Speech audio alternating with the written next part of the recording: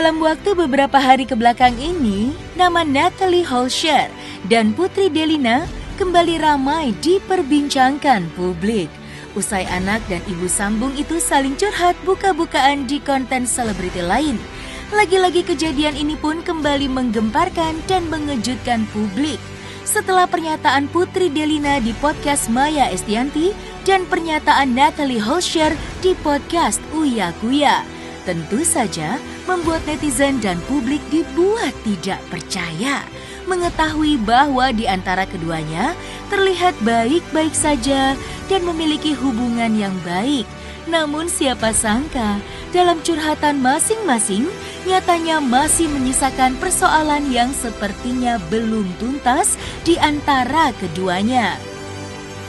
Sebagai seorang ibu sambung, Natalie pun akhirnya mengungkapkan kepada media bahwa dirinya masih terus belajar untuk bisa menjadi seorang ibu sambung yang baik bagi anak-anaknya dan terkhususnya untuk Putri Delina.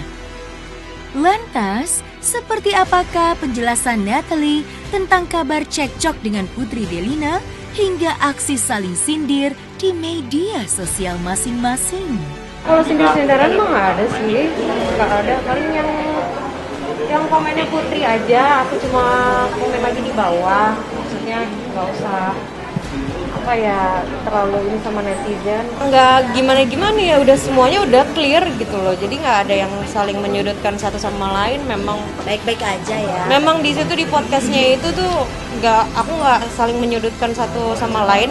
Cuma hanya ingin mengklarifikasi yang ada di Bunda Maya gitu. Ya gitulah, pokoknya doain aja yang terbaik ya. Memang dari sebelum podcast juga udah saling minta maaf kok. Jadi maaf ya kalau menyinggung perasaan Bunda dan lain-lain. Ya udah sama-sama minta maaf, Bundanya juga minta maaf. Pokoknya Bunda ini masih banyak belajar lah intinya gitu. Nggak ada kurang komunikasi sih. Aku selalu ngomong sama Putri kalau ada apa-apa cerita sama Bunda, udah gitu aja. Sebenarnya nggak sulit kalau kita mau mencoba gitu. Jadi intinya ya tetap aja balik lagi ya. Aku masih mau mencoba, masih mau belajar lebih dalam lagi mengenal satu sama lain karakternya. Karena kan nggak cuma satu anak, ini kan ada 4 anak gitu loh. Jadi aku harus yang Iki kayak gini tipikalnya, Putri kayak gini, Rizwan kayak gini tipikalnya. Jadi aku masih belajar satu-satu tipikal anak-anak. Mungkin iya karena mungkin Iki itu lebih dewasa, itu satu. Mungkin dia juga sebagai kakak juga. Jadi kocak ya. Lebih ke kocaknya gitu, lebih ke lucunya. Iya, doain aja yang terbaik, semoga bisa lebih dekat lagi, bisa merangkul lagi, bisa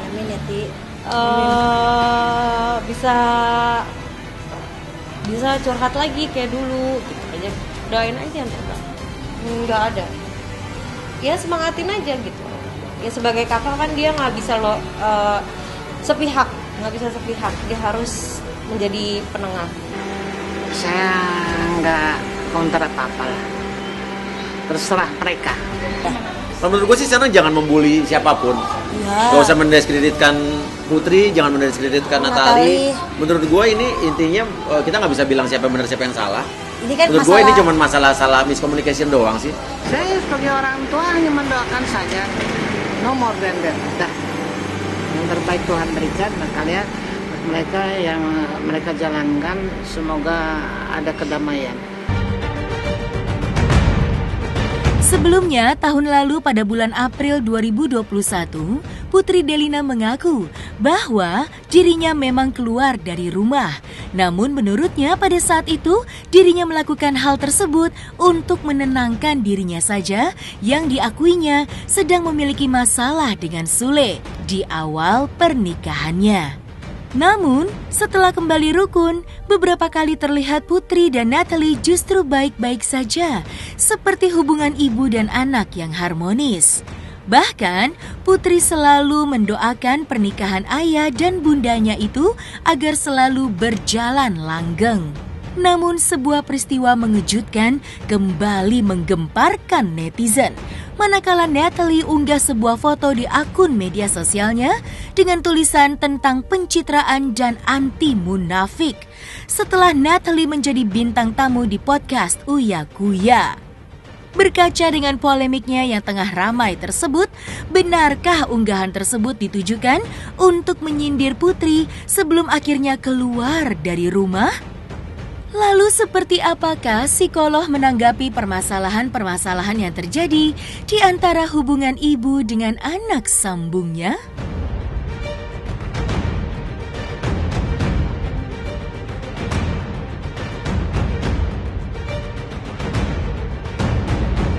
Ya, yang pastinya buat ayah sama bunda, Teteh selalu sayang kalian. Teteh nggak pernah lupain kalian, kan? Terus selalu support Teteh, gitu aja sih. Soalnya emang ayah ini kan orangnya memang nggak romantis. Akhir-akhir ini aja. Sebenarnya lebih tepatnya setelah bertemu sama bunda ya. Bertemu sama bunda jadi romantis banget. Cuma ya jadinya seneng lah ke kitanya. Jadi kayak ngerasa ngelihat aktivitas ayah sama bunda kayak bahagia gitu ngelihatnya. Nah, ketika orang bercerita itu kan pasti ada momen-momen yang melatar belakangi. Jadi belum tentu satu peristiwa akan menjadikan persoalan buat seseorang. Pasti ada hal-hal lain yang melengkapi peristiwa itu dan akhirnya itu terkumpul menjadi sebuah persoalan. Nah, ini yang perlu ditelusuri gitu. Jadi kalau seseorang memberikan reaksi emosional, menangis misalnya, ya barangkali ini sudah menumpuk bebannya, sehingga dengan menangis itu lebih membantu dia melepas beban itu sambil menceritakan. Ya, ini proses atau mekanisme yang dipakai dan tidak ada yang salah dengan itu. Nah, tinggal menanyakan pada beliau apa kronologisnya, karena ini kan tidak persoalan tunggal, pasti sudah berkesinambungan dari awal hingga saat ini dan sudah menjadi bola salju yang semakin besar. Ya, sebenarnya kondisi ini kan ibaratnya pertemuan dua orang asing gitu ya, yang kemudian bersatu dalam keluarga karena ada pernikahan dari ayah anaknya terhadap ibu sambung. Secara umum saja di mana-mana kalau ada pertemuan orang asing yang kemudian menjadi satu keluarga, pastinya ada penyesuaian di situ. Nah, sering sekali yang terjadi adalah di awal itu tidak memahami bagaimana kondisi satu sama lain, yang mungkin saja nantinya bisa berdampak pada munculnya konflik, perbedaan kepentingan yang mungkin nanti bisa berujung juga pada pertengkaran. Namun sejatinya tidak pernah ada yang pasti apakah hubungan ibu sambung dan anak sambung akan selalu buruk, misalnya tidak pernah ada. Nah, intinya kalau bagi saya bahwa kedua belah pihak ini di awal memang dua-duanya harus inisiatif, proaktif untuk saling mengenal. Mengenal apa? Apa yang diinginkan dari satu sama lain. Apa yang tidak diharapkan dari satu sama lain, atau apa yang menjadi kepentingan-kepentingan yang perlu dihormati satu sama lain, sehingga kedua belah pihak tahu nih batasannya ada di mana, kapan memang harus bisa mengintervensi, kapan harus bisa memberikan jarak terhadap satu sama lain.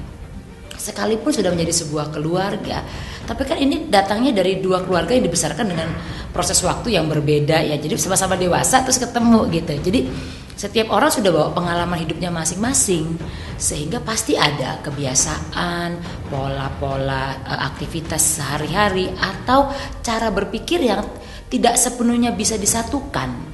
Nah, disinilah dibutuhkan kematangan dari keduanya untuk bersedia legowo. Legowo dalam artian bisa melepaskan hal-hal yang memang tidak sejalan dengan keinginan atau harapannya, atau legowo untuk bisa menyesuaikan walaupun barangkali prosesnya panjang, usahanya lebih besar. Namun inilah bentuk kesepakatan yang harus dibangun dari awal. Ada momen-momen di mana seseorang itu memang harus mengambil jarak dari sebuah persoalan atau dari orang yang memiliki masalah dengannya. Tidak ada yang salah dengan itu. Jadi mungkin sesekali kita perlu menarik diri. Apa tujuannya? Agar kita punya waktu dan ruang pribadi untuk bisa menelaah masalah itu, tidak terintervensi oleh apapun. Bahasa biasanya dipakai orang-orang itu atau introspeksi gitu ya. Nah, dengan proses ini seseorang bisa mengenali apa sebenarnya masalahnya. Saya punya persoalan apa dengan dia? atau saya sendiri menyumbangkan hal apa yang bisa menjadi masalah untuk orang lain. Jadi fokusnya pada dirinya untuk bisa membongkar sudut pandangnya, perasaannya, cara berpikirnya. Nah, dari sini dia akan dapat pencerahan. Nah, ketika pencerahan ini sudah hadir, datang, barulah dia beranjak untuk kembali membangun hubungan dengan orang tersebut, membuka komunikasi lagi, membangun interaksi, dan mau duduk sama-sama menyelesaikan masalahnya.